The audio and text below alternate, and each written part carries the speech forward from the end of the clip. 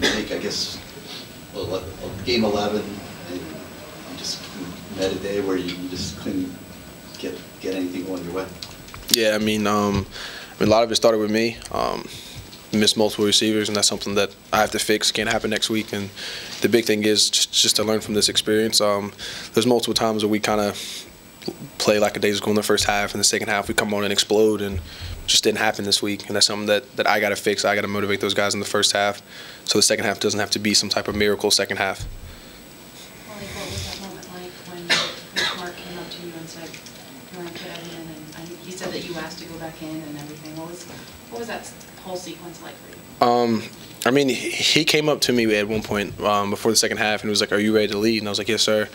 And I mean, I knew if I kept making mistakes, that sooner or later I was going to get pulled. And he wound up pulling me, and it was one of those moments to where, like, I feel like as a starter, especially as long as I've been starting, and it's like I haven't lost yet.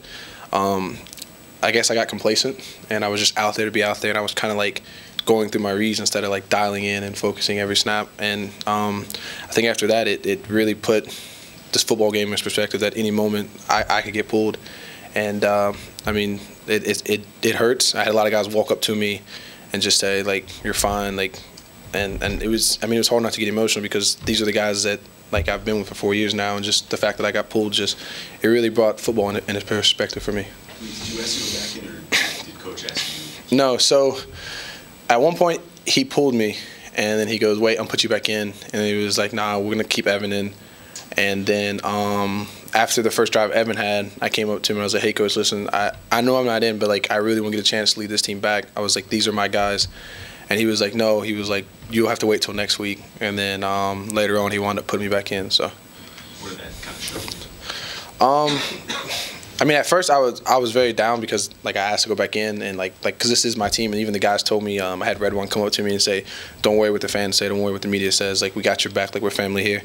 So that was big. And I mean, it was one of those moments to where once he finally gave me the call and said, "Hey, you're going back in," it was like they still have trust in me, they still have faith in me, so that was big. What happened on the touchdown to Barrios and just that drive, and does it kind of, do you look back at it and say, like, you know, Yeah, I mean, honestly, that drive is how the whole game should have been. It was one of those things that they really didn't change their coverages, and throughout the game, I just didn't take advantages of open receivers. I mean, I wound up taking advantage late, but like I said, we can't wait that late to try to drive down the field and score, make this miraculous comeback. You just can't, especially next week versus Clemson. They're a great defense, and they're not going to give you those opportunities. As one of the leaders, you talked a little bit about starting slow. Maybe you got a little bit complacent. So as one of the leaders this week, going into that big game against Clemson, what do you do to make sure that doesn't happen? The first way it starts is in practice. Because in practice I'm kind of quiet. Because I mean, only people I talk to is the line. Like, I don't talk to the receivers. I don't signal anything to them. So, like, I tell the line their responsibility, and that's kind of it. And this week I just got to push the tempo. I got to talk to the guys. If we have drop balls, I got to tell them to repeat instead of letting the coaches say, "Hey, let's repeat that play." If we have a missed assignment, like, I just got to take charge and take over this team. Because if not, we might have the same result, and that would be so bad. Sounds like you're looking to make this a moment of growth. Yeah, I mean, I am, and Coach John came up to me, and I mean, I had my head down, and I was really depressed because for me it was like I feel like I let this team down because there were so many opportunities that I should have taken advantage of, and that's what he told me. He was like, "This is one of those games where, like, we didn't take advantage of the opportunities that we were given," and he was like, and just remember this feeling and get ready for next week.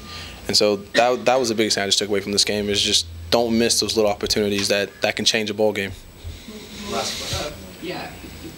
I was asking some of the guys as far as having hope to get into the playoff after the Clemson game. Do you still have hope that you guys can get in there?